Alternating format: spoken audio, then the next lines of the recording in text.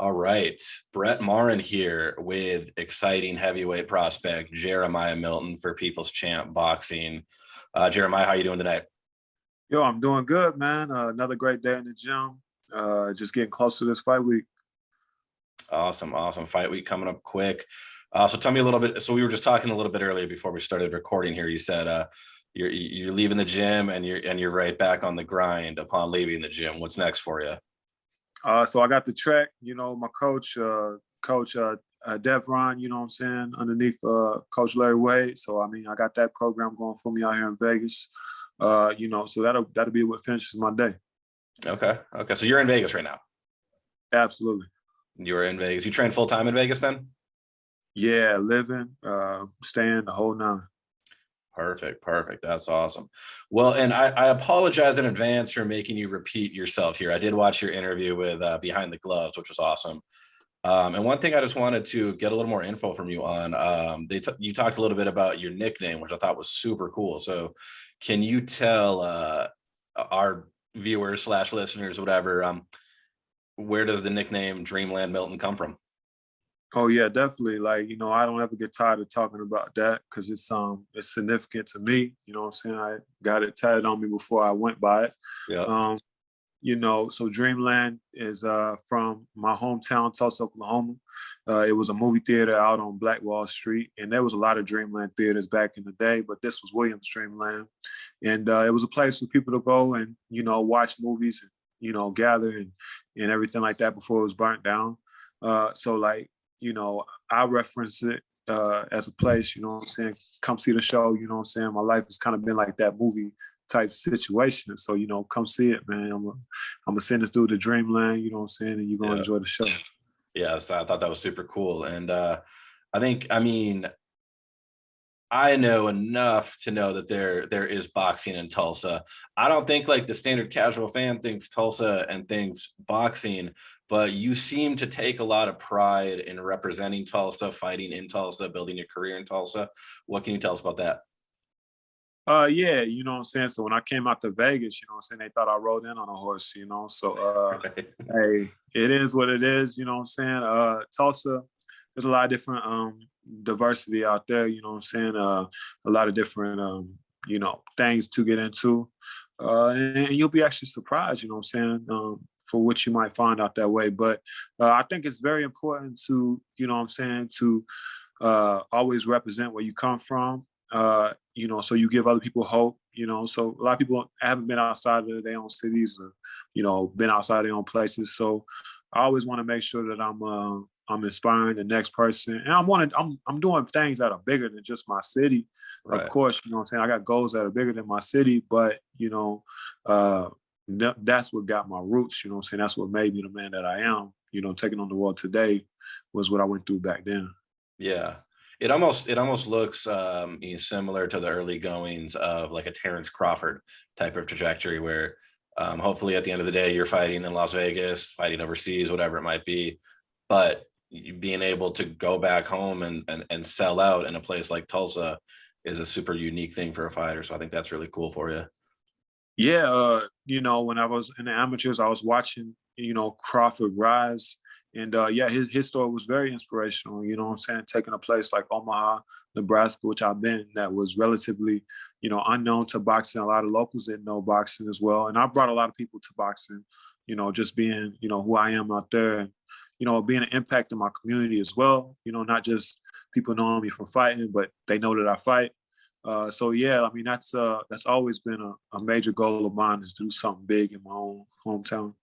Definitely.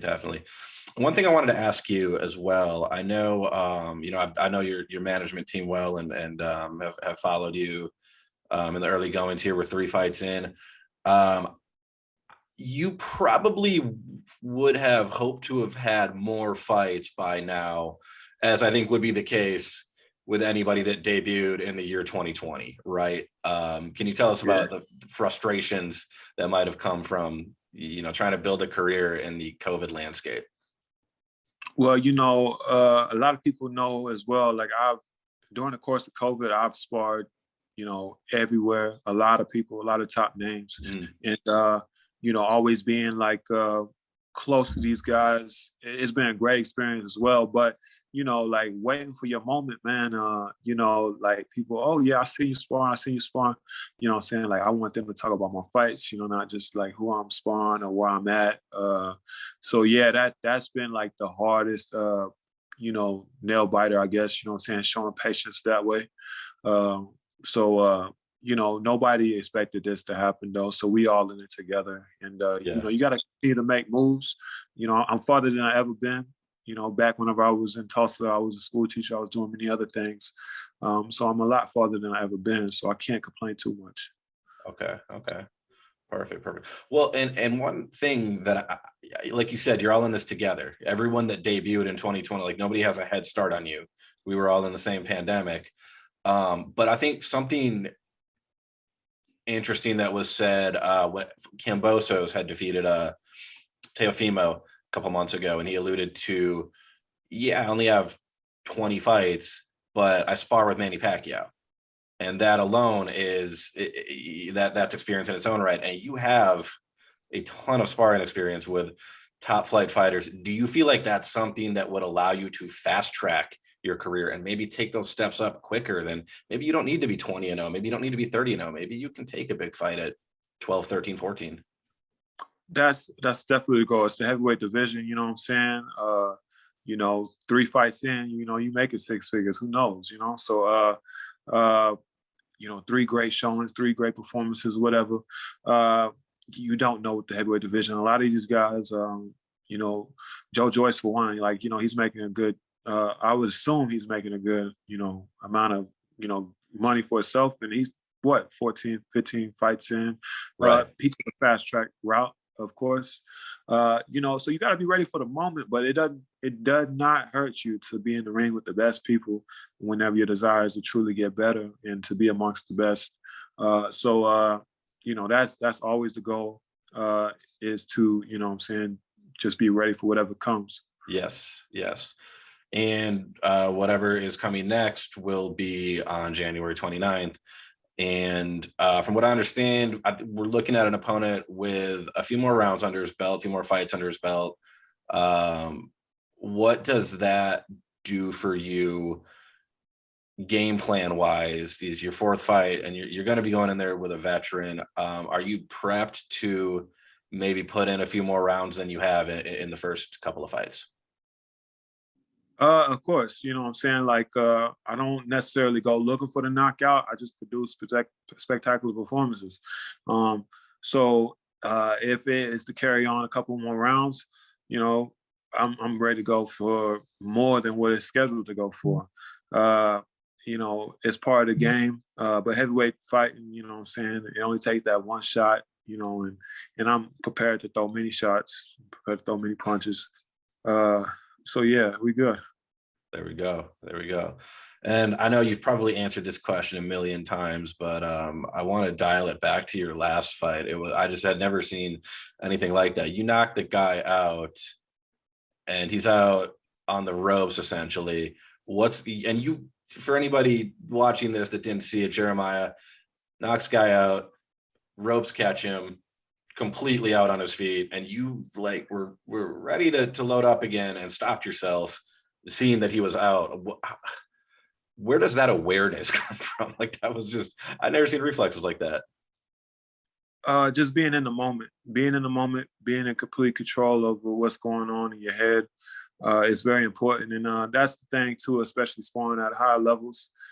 You know, when you're sparring with a, you know, guy that, you know, is ranked in the top 10 without even name dropping any of these guys I've been in the ring with, you know, we're not just in there like, you know, hanging out for 3 weeks, you know what I'm saying? We Yeah. really get in.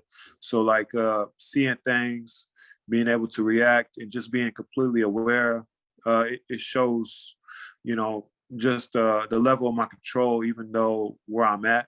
Because it just clicked to me. I can't say that I ever do that again. You know, I've never not punched somebody, you know, or followed up, you know what I'm saying, with the shot. Right. But I just, in the moment, I seen what I saw, and I knew he wasn't gonna come at it. And like you say, that was the first round. I had 3 more rounds to go if he was to survive that, and I wasn't in any immediate danger or anything like that. I wasn't worried. So just using my using my ability to take my emotions out of it, and just be completely aware of my situation. Like I said, can't promise. A lot of people love that I showed that restraint, but it was Yeah. just necessary. Just Yeah. necessary for me. Yeah, definitely. Well, it was cool to see because obviously nobody wants anyone leaving the building on a stretcher, but also, just incredibly impressive reflexes to see. Oh, this guy he is knocked out. I mean, that takes some awareness and a road you've been down before. You've knocked people out before, so I'm sure you felt the crack of the bat on that one. But want to get back to the next fight. So you're with Top Rank right now. This fight's gonna be on ESPN. ESPN Plus, yeah, absolutely. So Top Rank and my promoter is actually Tony Holden, who's working really closely with them. Okay, awesome. And have your conversations been like with Top Rank in terms of where we want to be in 12 months and 24 months?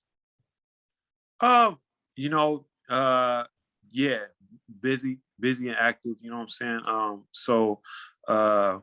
Just making sure like, if there's a date coming up, you know what I'm saying, that I got kind of dibs on it, you know what I'm saying? So like definitely just moving more.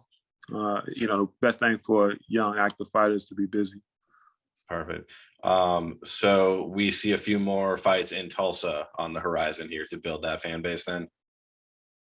Continue to build that up, you know what I'm saying? And hopefully, you know what I'm saying, do some other things in between all those dates too. But yeah, of course, keep the excitement going. Like I say, I get an opportunity to do it in my hometown. It's still going to be, a worldwide televised event, so Right. it's streaming to across the world, but it just happens to be in my city, which is perfect. Yeah. It's a super cool opportunity to have that to be able to build up that way. I want to dial back to one thing that you'd said earlier, not to veer too far off topic here, but you said you did some school teaching. Yeah, Yeah. I did. Middle school PE actually. So I was a PE teacher at San Miguel. It's a charter school. I had one of the kids actually reach out to me the other day on Instagram. Hey, you remember me, coach? Yeah. So I was doing what I had to do as far as working different. I've had so many different jobs, but I'm a very personable person, and I loved working with the kids for the short time that I got to work with them. I even had them come to one of my amateur fights. It was so crazy. So it's all just been a blessing. That's awesome. Cool. I don't want to take up too much of your night. I know you still got some work to do tonight. Just in closing, give us just a quick introductory on obviously we covered Top Rank. You mentioned some names earlier on who you're training with. Can you just give us a rundown of your team and where things are at and who's helping you move along? Yeah, absolutely. So my management is Victory Sports, and then I'm also working with Tony Holden Productions, which on the promotional end works really close with Top Rank and other venues. And let's see here, my Coach Otis, will be going into this fight with me. And you got me, you know what I'm saying, the soldier with many tools in his bag. That's awesome. Cool. Well, we appreciate your time, and I can't wait to see you in action in a couple of weeks here. Can't wait to see what the rest of 2022 holds. Anything else you want to say to anybody watching in departing here? Absolutely. Anybody who's been keeping up with me or even checking on me or, invested and spending money to come to my fights, buying my t-shirts, whatever it is, big or small, you know what I'm saying? I'm always, very thankful for that. Thankful for all the people that have, just took a spark to my journey and, thankful for this interview and just everything above. And yeah, may we continue to just keep moving forward. Perfect. Well, we'll circle back with you soon, I'm sure, and continue with you on this journey. And for anybody watching here, we are an upstart a boxing YouTube channel, People's Champ Boxing, in association with Victory Sports. So we look forward to talking with Jeremiah among several other fighters in the future here, and just bring you some good boxing coverage. So thank you so much, Jeremiah, for being our first guest here today. Appreciate you. Absolutely, Jake. All right. Thank you so much. Have a good night. All right, peace.